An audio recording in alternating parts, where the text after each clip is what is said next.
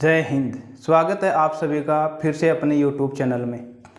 तो देखो, हमारा जो चैप्टर 12 चल रहा था विद्युत, उसमें हमारे प्रतिरोधों का संयोजन, ओम का नियम, विद्युत धारा, विद्युत विभव आदि टॉपिक हो चुके थे। आज जो है इस चैप्टर का हमारे पास ये जो लास्ट सेशन होने वाला है और आज इस अध्याय का समापन भी हो जाएगा। अच्छा, अगर आपने अभी तक इस चैनल को सब्सक्राइब नहीं किया तो सब्सक्राइब कर लें और अपने दोस्तों के साथ भी शेयर ज़रूर कीजिए और वीडियो को अगर अच्छा लगे तो इसको लाइक भी कीजिए। आइए हम शुरू करते हैं। हमारे पास जो चल रहा था वो जूल का तापन नियम था। जूल का तापन नियम,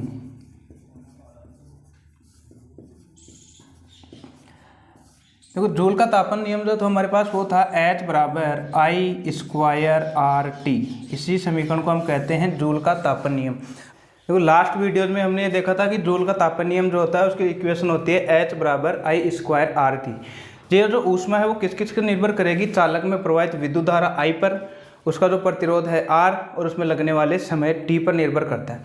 अब देखो जूल के तापन नियम पर जो उपकरण आधारित है वो कौन कौन से हैं? एक तो हमारे पास विद्युत इस्त्री, जो प्रेस है वो भी जूल के तापन नियम पर आधारित है, या फिर विद्युत केतली, या फिर जो ओवन है, केतली, ओवन, ये जो सभी है वो इस जूल के तापन नियम पर आधारित कुछ युक्तियां हैं। अच्छा, अगर हम देखते हैं कि जो हमारे पास बल्ब होता है, ये हमारे पास बल्ब है और यहाँ पर जो इसका एक हमारे पास तंतु होता है जिसको हम फिलामेंट भी कहते हैं। ये जो फिलामेंट है वो हमारे पास टंगस्टन धातु का बना होता है। टंगस्टन धातु का बना होता है जिसको हम W से भी व्यक्त करते हैं। अब देखो जो हमारे पास ये टंगस्टन है ये क्या करता है? ये जब प्रकाश को ग्रहण मतलब प्रकाश देता है। अब ये देखो हमारे पास इस बल्ब के अंदर जो एक गैस भरी जाती है वो गैस है हमारे पास अक्रिय नाइट्रोजन, अक्रिय नाइट्रोजन और आर्गन गैस। ये दोनों गैस पाई जाती है विद्युत बल्ब के अंदर। ये जो हमारे पास बल्ब है, बल्ब के अंदर दो गैसें भरी जाती है, अक्रिय नाइट्रोजन गैस और आर्गन गैस। अच्छा, ये दोनों जो गैस है वो क्या कार्य करती है? देखो ये जो हमारे पास फिलामेंट है टंगस्टन, ये इसकी आयु में वृद्धि करती है, अर्थात ये लंबे समय तक चले। ये हमारे पास दो गैसें डिसाइड करती है, अक्रिय नाइट्रोजन और आर्गन गैस। इसलिए कभी कभी पूछ लिया जाता है कि बल्ब के अंदर कौन सी गैस भरी जाती है, तो बल्ब के अंदर अक्रिय नाइट्रोजन और आर्गन गैस भरी जाती है और इसका कार्य बल्ब में उपस्थित फिलामेंट की आयु में वृद्धि करना है। अब ये जो टंगस्टन है इसका जो गलनांक होता है वो लगभग होता है 3380 डिग्री सेंटीग्रेड। 3380 डिग्री सेंटीग्रेड इसका गलनांक होता है, अर्थात जब इसमें से विद्युत धारा बहेगी तो विद्युत धारा बहने के कारण ये धीरे धीरे ऊष्मा में बदल जाएगी और ऊष्मा को ग्रहण करके ये प्रकाश देने लग जाता है और प्रकाश देने के कारण ये जल उठता है। इसीलिए हम बल्ब के अंदर देखते हैं कि जो हमारे पास फिलामेंट होता है वो जलने लग जाता है, वो टंगस्टन धातु का बना होता है। तो ये है हमारे पास जूल के तापन नियम पर आधारित कुछ युक्तियाँ। अब इस चैप्टर में हमारे पास जो सेकंड लास्ट टॉपिक है वो है विद्युत शक्ति। विद्युत शक्ति, अब देखो विद्युत शक्ति क्या है? अब देखो विद्युत परिपथ के अंदर जो हमारे द्वारा जो कार्य करने की जो दर है उसको हम विद्युत शक्ति कहते हैं, यानी कि कार्य करने की दर। मैंने बताया था पिछले वीडियो में भी कि जहाँ पर भी दर शब्द आए इसका मतलब है वहाँ पर समय की बात हो रही है, समय के सापेक्ष बात हो रही है, अर्थात वहाँ पर हम समय का भाग देंगे। तो देखो विद्युत शक्ति को हम लिखते हैं P से, तो P बराबर कार्य करने की दर, मतलब कार्य बटा दर का मतलब मैंने बताया था समय, यानी कि ये हो गया कार्य बटा समय, मतलब कार्य करने की दर को ही हम क्या कहते हैं? विद्युत शक्ति। अर्थात विद्युत परिपथ में कार्य करने की दर को विद्युत शक्ति कहा जाता है। अब देखो इसका सूत्र क्या हो जाएगा हमारे पास?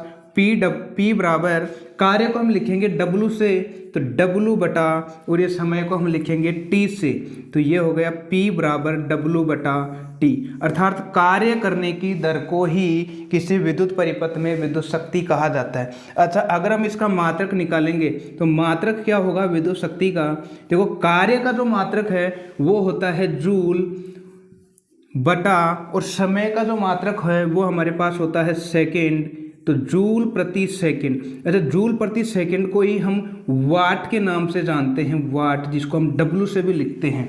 तो कई बार 1 नंबर का क्वेश्चन पूछ लिया जाता है कि विद्युत शक्ति का मात्रक बताइए, तो वो होगा वाट, और वाट को हम जूल प्रति सेकंड में बोलते हैं।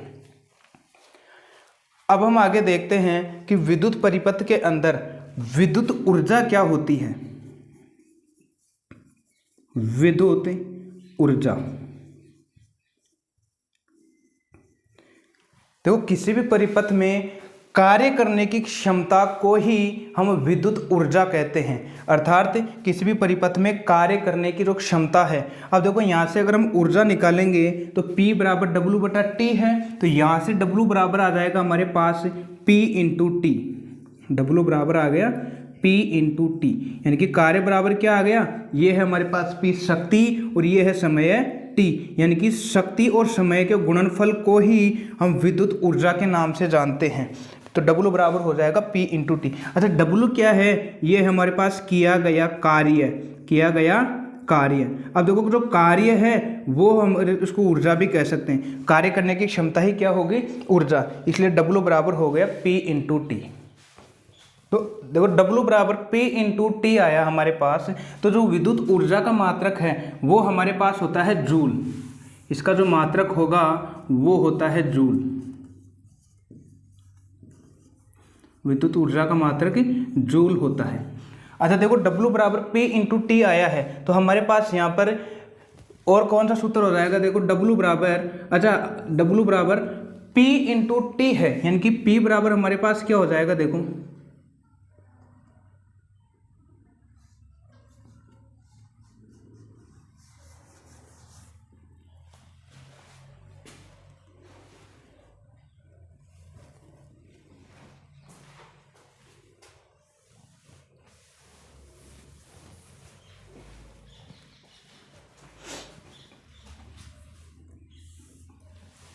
तो देखो विद्युत शक्ति की परिभाषा से P बराबर W बटा T, इक्वेशन नंबर 1 आई थी हमारे पास।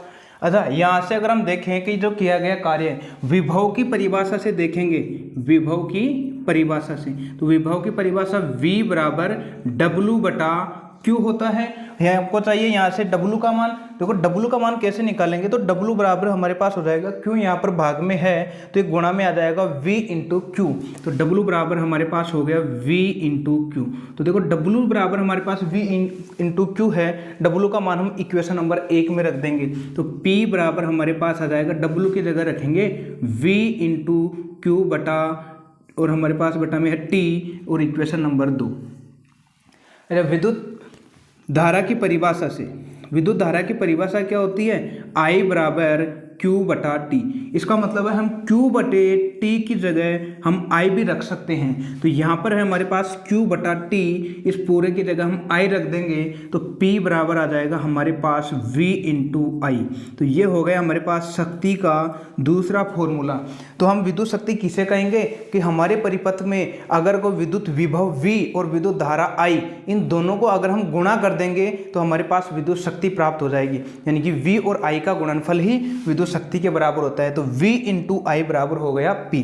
देखो P बराबर V I आया है, तो ये जो हमारे पास समीकरण नंबर 3 है उसको हम यहाँ पर विद्युत ऊर्जा वाले इस सूत्र में रखेंगे। तो देखो P बराबर V I है, तो यहाँ पर P की जगह हम क्या रख सकते हैं, V इंटू आई। तो जैसे हम V इंटू आई रखेंगे तो W बराबर आ जाएगा P की जगह V इंटू आई, और साथ में है T, तो एक और फॉर्मूला बन जाएगा हमारे पास W बराबर VIT। अच्छा, अगर हम और फॉर्मूले इसके बनाएं तो देखो ओम के नियम से हम जानते हैं, ओम के नियम से V बराबर क्या होता है, IR। अच्छा, V की जगह IR हम इसमें यहाँ पर रख सकते हैं, तो देखो जैसे V बराबर IR इसमें रखेंगे तो W बराबर V की जगह हम रखेंगे ओम के नियम से IR। तो देखो IR तो रख दिया हमने V की जगह, आगे है I और आगे है T। तो अब देखो ये I से I गुणा होगा तो W बराबर है I स्क्वायर RT। यही जो किया गया कार्य है वो हमने ऊष्मा भी निकाला था, ऊष्मा के अंदर हमारे पास हीट H से लिखा था इसको, तो H बराबर क्या आया था हमारे पास, I स्क्वायर RT। ये है हमारे पास इक्वेशन नंबर B। अच्छा, हमने यहाँ पर ओम के नियम से V बराबर आई आर रखा है, मतलब V की वैल्यू रखी है। इस बार अगर हम V की वैल्यू ना रखकर ओम के नियम से अगर I की वैल्यू रखेंगे तो हमारे पास जो किया गया कार्य है वो क्या आएगा, देखो। अच्छा, V बराबर आई आर है तो यहाँ से I बराबर क्या आ जाएगा हमारे पास V बटे आर, यानी कि हम I की जगह है V बटे आर जब रखेंगे इस फॉर्मूले में तो किया गया कार्य क्या आएगा, देखो। तो W बराबर V ऐसे कैसे रखना है हमको, लेकिन इस बार I की जगह हमको V बटा आर रखना है, तो ये I की जगह हमने रख दिया V बटे आर और इंटू T। तो देखो W बराबर हमारे पास आ गया, V को V से गुणा करेंगे तो V स्क्वायर बटे आर और इंटू T। इसको हम S से भी लिख सकते हैं हीट। तो ये हमारे पास एक और फॉर्मूला आ जाएगा हीट का, कि जो हमारे पास हीट का फॉर्मूला होता है H बराबर V स्क्वायर T बटे आर। लेकिन यहाँ से अगर हम देखो इसमें V का मान है लेकिन धारा का नहीं है, तो W बराबर V स्क्वायर बटे आर इंटू टी हो गया। यहाँ पर ऊपर वाले में I का मान है परंतु विभव का मान नहीं है, तो W बराबर I स्क्वायर आर टी हो जाएगा। तो ये हमारे पास किए गए कार्य या विद्युत ऊर्जा के कुछ फॉर्मूले।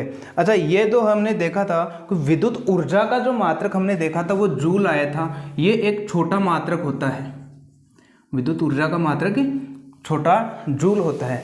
अब देखो, जो हमारे घरों के अंदर विद्युत जो परिपथ होता है उसमें अगर हम विद्युत ऊर्जा का मान निकालते हैं तो वो निकालते हैं यूनिट के अंदर, मतलब क्योंकि जो ऊर्जा है बहुत छोटा मात्रक होता है, बहुत छोटा मान होता है। जब ऊर्जा की जब बहुत बड़ी वैल्यू आ जाती है तो उसकी गणना करना काफ़ी मुश्किल हो जाता है, इसलिए उसके हम बड़ी इकाई काम में लेते हैं, वो लेते हैं यूनिट। जैसे अगर हम बात करें, हम कोई वस्तु खरीदने जा रहे हैं मार्केट के अंदर, अगर वो हम ग्राम में लेंगे, जैसे आप अगर 10 क्विंटल खरीद कर आए, आप उसको ग्राम में बोलेंगे कि मेरे को तो 1 लाख ग्राम में ये वस्तु दीजिए, तो ये बहुत छोटा मात्रक हो गया, राशि बड़ी हो गई। तो इसलिए इस राशि को छोटा करने के लिए हम बड़ा मात्रक काम में लेंगे। जैसे कि अगर हम ग्राम से किलोग्राम में ले लेंगे, किलोग्राम भी बहुत ज़्यादा हो जाता है तो हम क्विंटल के अंदर भी ले सकते हैं, जैसे 1 क्विंटल 2 क्विंटल। इसी तरीके से जब विद्युत ऊर्जा जो है उसका मात्रक जूल है, ये बहुत छोटा मात्रक है। अगर हम बड़े मात्रक की अगर बात करेंगे तो वो होता है हमारे पास किलो वाट घंटा, और इसी को हम यूनिट के रूप में भी जानते हैं, किलो वाट घंटा। ये एक बड़ी यूनिट होती है। तो अब देखो, जो विद्युत ऊर्जा का बड़ा मात्रक होता है वो किलो वाट घंटा, और 1 किलो वाट घंटा को हम 1 यूनिट भी बोल सकते हैं। और 1 यूनिट में जो जूल की संख्या होती है वो हमारे पास होती है 3.6 गुणा 10 की पावर 6 जूल। अर्थात हमारे पास अगर इतने जूल हो जाएंगे तो हम कहेंगे कि हमारे पास ये 1 यूनिट आ गई या फिर 1 किलो वाट घंटा हो गया। अब देखो, यहाँ से अगर हम इसमें मात्रक निकालेंगे तो शक्ति का मात्रक क्या होता है हमारे पास, वाट, और जो समय का मात्रक होता है वो सेकंड, यानी कि वाट और सेकंड। ये छोटा मात्रक हो गया। वाट से अगर बड़ा मात्रक लेंगे तो हमारे पास क्या आएगा, किलोवाट, और समय का अगर बड़ा मात्रक लेंगे तो वो होता है हमारे पास घंटा। तो किलोवाट घंटा को हम यूनिट के रूप में भी जानते हैं। अच्छा, अगर हम ये देखें कि 1 किलोवाट घंटा में 3.6 गुणा 10 की पावर 6 जूल कैसे आती है, तो आइए हम वो देखते हैं।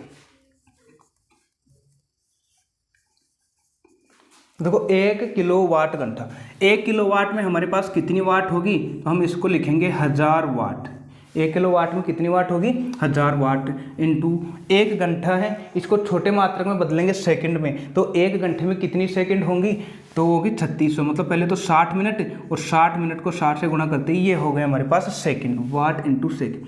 अच्छा, जब इनको अगर हम गुणा करेंगे, देखो 6 को 6 से गुणा किया तो 36 आ गया, इंटू कितनी जीरो रह गए, 3 तो ये, 1 ये और 1 ये, 5 जीरो रह गए, मतलब 10 की पावर 5। अच्छा, ये हमारे पास रह गया वाट इंटू सेकेंड, ये छोटा मात्रक रह गया। बड़ा क्या था, 1 किलो वाट घंटा। तो देखो, 1 किलो वाट घंटा बराबर, अच्छा 36 को हम क्या लिख सकते हैं, इसको लिख सकते हैं 3.6 गुणा 10 की पावर 6, और वाट इंटू सेकेंड बराबर हमारे पास होता है जूल, यानी कि वाट इंटू सेकेंड जो है वो हम जूल को कहते हैं। तो 1 किलोवाट घंटा में हमारे पास कितनी जूल आ गई, 3.6 गुणा 10 की पावर 6 जूल। अच्छा, यहाँ से अगर हम पॉइंट हटाएंगे तो 36/10 बनेगा, तो 1 जीरो से 1 जीरो कट जाएगी, तो वापस हमारे पास 10 की पावर 5 आ जाएगी, ऊपर 1 कम हो जाएगी। तो 1 किलोवाट घंटा में हमारे पास कितनी जूल होती है, 3.6 गुणा 10 की पावर 6। अच्छा, 1 किलोवाट घंटा को हम 1 यूनिट भी बोल सकते हैं, 1 यूनिट। 1 यूनिट बराबर कितना मान होता है जूल के अंदर, 3.6 गुणा 10 की पावर 6 जूल। ये इसी को आप ये बोल सकते हो कि 36 गुणा 10 की पावर 5 जूल होती है। तो ये है हमारे पास विद्युत ऊर्जा का बड़ा मात्रक किलोवाट घंटा और छोटा मात्रक हो गया वाट इंटू सेकेंड। इसी के साथ ये चैप्टर हुआ पूरा। अगर आपको ये वीडियो समझ में आया है तो इसे लाइक कीजिए और अपने दोस्तों के साथ शेयर कीजिए। तब तक के लिए धन्यवाद। और हाँ, कमेंट करके बताइएगा कि इस चैप्टर के बाद हमको कौन सा चैप्टर पढ़ना है।